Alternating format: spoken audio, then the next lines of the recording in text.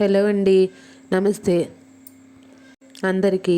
ఈరోజు మనం వీడియోలో ముక్కోటి ఏకాదశి విశిష్టత, అలాగే ముక్కోటి ఏకాదశి అని పేరు ఎలా వచ్చిందో తెలుసుకుందాం.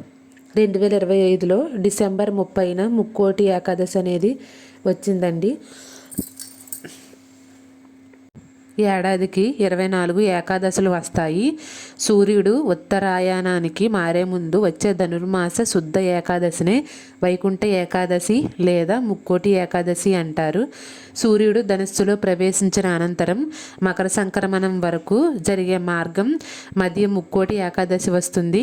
ఈ రోజున వైకుంఠ వాకిళ్ళు తెరుచుకొని ఉంటాయని వైష్ణవాలయాలలో గల ఉత్తర ద్వారం దగ్గర భక్తులు తెల్లవారుజామునే భగవద్ దర్శనార్థం వేచి ఉంటారు. ఈరోజు మహావిష్ణువు గరుడ వాహనారూఢుడై 3 కోట్ల దేవతలతో భూలోకానికి దిగివచ్చి భక్తులకు దర్శనమిస్తాడు. కనుక దీనికి ముక్కోటి ఏకాదశి అనే పేరు వచ్చిందంటారు. ఈ ఒక్క ఏకాదశి 3 కోట్ల ఏకాదశులతో సమమై పవిత్రతను సంతరించుకున్నందువల్ల దీన్ని ముక్కోటి ఏకాదశి అంటారని కూడా చెబుతారు.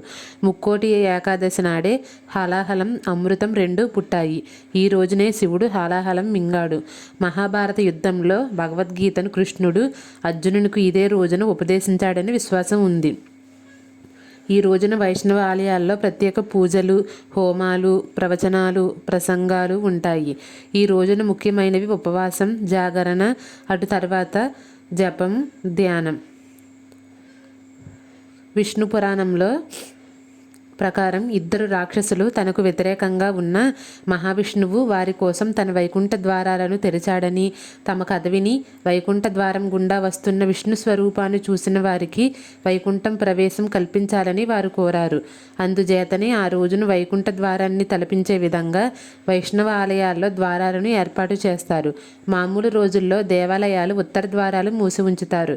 కానీ ఈరోజు భక్తులు ఆ ఉత్తర ద్వారం గుండా వెళ్ళి దర్శనం చేసుకుంటారు. తిరుపతిలో కూడా ఈ రోజున వైకుంఠ ద్వారం పేరిట ఉన్న ప్రత్యేక ద్వారాన్ని తెరుచుకుంటారు.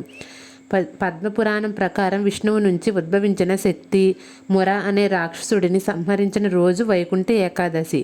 ముర అనే రాక్షసుడు దురాగతాలు భరించలేక దేవతలు విష్ణువు శరణు వేడగా ఆయన వాడితో తలపడి వాడిని సంహరించేందుకు ప్రత్యేక అస్త్రం కావాలని గ్రహించి బదరికాశ్రమంలోని హైమావతి గుహలోకి ప్రవేశించారు. అక్కడ విశ్రమిస్తున్న విష్ణువును ముర సంహరించేందుకు ప్రయత్నించగా ఆయన నుంచి ఒక శక్తి ఉద్భవించి తన కంటి చూపుతో మురను కాల్చివేసింది. అప్పుడు విష్ణువు సంతసించి ఆమెకు ఏకాదశి అని పేరు పెట్టి వరం కోరుకోమని చెప్పాడు. ఆ రోజున ఉపవాసం ఉన్న వారి పాపాలను పరిహరించాలని ఆమె కోరింది. ధనుర్మాస శుక్ల ఏకాదశి రోజున ఉపవాసం ఉన్న వారికి వైకుంఠ ప్రాప్తి కలుగుతుందని విష్ణువు వరమిచ్చాడు. వైకుంఠ ఏకాదశి రోజు మురబియ్యంలో దాక్కుంటాడని, అందుకే బియ్యంతో చేసిన ఏ పదార్థం తినకుండా ఉండాలని అంటారు. ఈ రోజున ఉపవాసం ఉంటే మిగతా 23 ఏకాదశులు ఉపవాసం ఉన్నట్టే అని విష్ణు పురాణం చెబుతుంది. ముర అంటే తామసిక, రాజసిక గుణాలకు, అరిషడ్వర్గాలకు ప్రతీక. వీటిని ఉపవాస జాగరణల ద్వారా జయిస్తే సత్వగుణం లభించి తద్వారా ముక్తికి మార్గం ఏర్పడుతుంది. వరి అన్నంలో ముర నివాసం ఉంటాడు కనుక మందబుద్ధిని ఇచ్చి జాగరూకతను దెబ్బతీస్తాడని అంతరార్థం. ఏకాదశి నాడు ఉపవాసం ఉండి ద్వాదశి నాడు అన్నదానం చేస్తారు. ఒకరోజు భోజనం చేయక తరువాత రోజు చేయడం వలన జిహ్వకు భోజనం రుచి తెలుస్తుంది. గీతోపదేశం జరిగిన రోజు కనుక భగవద్గీత పుస్తకం దానం చేస్తారు. చూశారు కదండి, ముక్కోటి ఏకాదశి గురించి తెలుసుకున్నారు. అలాగే ఈరోజు కుదిరిన వాళ్ళు అందరూ మీకు దగ్గర ఉన్న ఆలయాలకు వెళ్ళి ఉత్తర ద్వార దర్శనం చేసుకోండి. మీకు వీలైతే ఉపవాసం ఉండండి, లేదు అంటే లేదు.